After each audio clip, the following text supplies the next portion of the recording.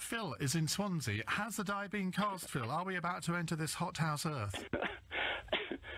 Oh, hello. Can you hear me? I can. Yeah, great. First of all, can I just say that carbon dioxide is a very important and very rare gas in the atmosphere.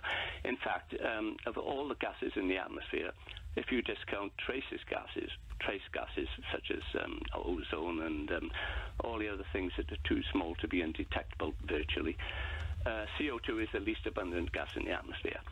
And man-made carbon dioxide is a fraction of the carbon dioxide in the atmosphere.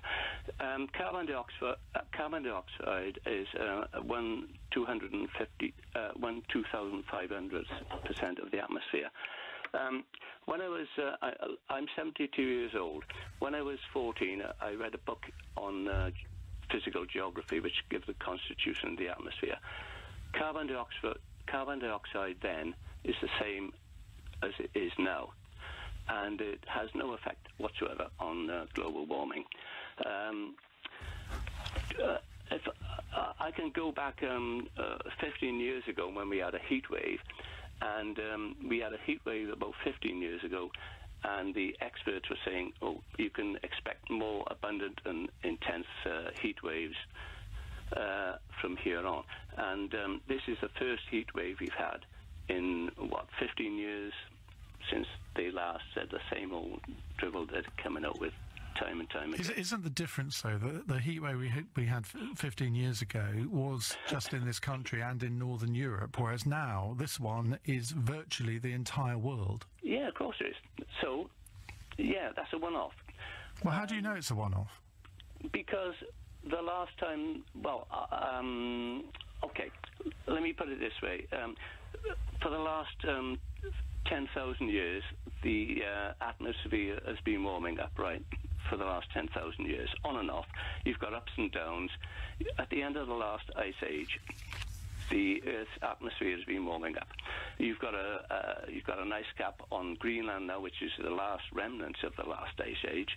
If the Greenland iceland melts, which it might do, that'll be a natural result of the process that's been going on for the last 10,000 years. You know, you can have the polar ice cap melting, which it has done in the past completely, and reappeared and melted and reappeared. Yeah, but the difference is, man is on the Earth now, and surely all of the economic activity that we're indulging in, surely you have to accept that sort of 98% of climate change scientists believe that man's activities are contributing to global warming. No, I disagree. Well, I'll go back to what I said. Carbon dioxide is a minute fraction of the atmosphere. And man-made carbon dioxide is a minute fraction of that minute fraction of the atmosphere. It cannot possibly make any slightest bit of difference. Well, why do 98% of scientists disagree with you? Why should we believe you rather than them? Yeah, they're kowtowing to the current trend, aren't they? Sorry, but with respect, scientists on. I mean, what are you accusing them of? Because what would be on their agenda to do that? Well, their agenda is their jobs. They're looking after their own jobs, basically. And what about the other 2% who are not heard? And the 2%, and the 2% or whatever it is, I don't know whether it's 98. Come on. Well, shall we agree it's over 90? Well, no. Okay. Well, look, Phil, I'm going to leave it there because we've got lots of people who want to get on the air. Thank you very much. Iain's in Beaconsfield. Iain, what would you like to say? Ian, where do I start? This is just like coming all out Well, again. in the words of Julie Andrews, let's start at the very beginning because it's a very good place to start. Global warming had to be rebranded climate change because for 20 years there was no increase in global mean temperature. Secondly, CO2 follows warming, not the other way around, by about 400 to 800 years. You're not talking into your phone, Iain, which means we can't hear you.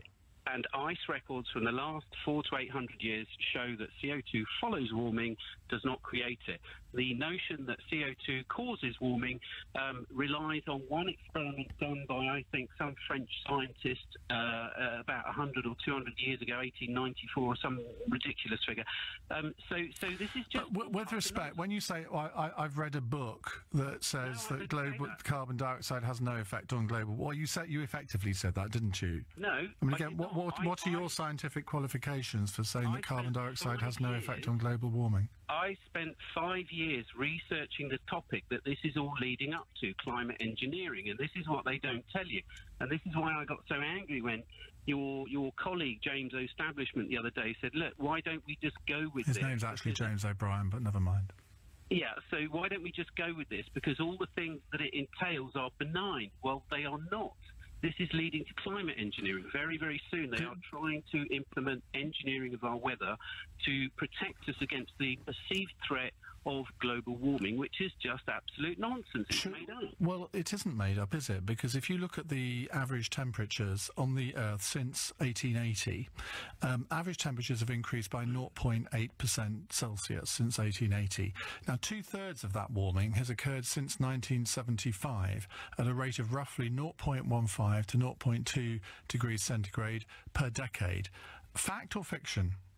Right, as I said, until about 2-3 years ago, there was no increase in global mean temperatures, and this is a fact that had to be admitted reluctantly by the International Panel on Climate Change. So is NASA these figures that I gave you were from NASA? Are they making it up?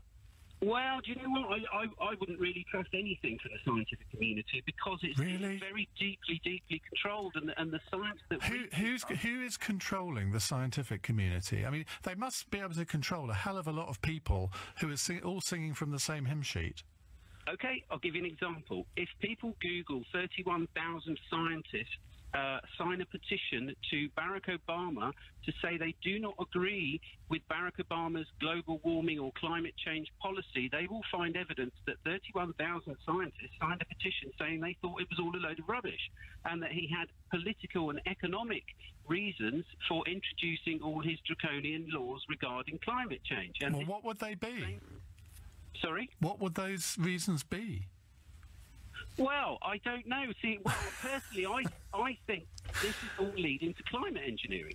And that's what I spent 5 years investigating. And I went to all European conferences, and I spoke to scientists here, and I interviewed them. I interviewed Mark Lawrence, the head of the IASF, who basically admitted that the whole global warming thing is based on one experiment, as I said earlier, from some French 200 years ago. It's nonsense, Ian. It's utter nonsense. All right. Well, Ian thinks it's utter nonsense. What do you think that we can do as individuals to reduce the effect of global warming? Or do you think it is all up to governments? Or do you think, well, it doesn't matter because the die is being cast? 03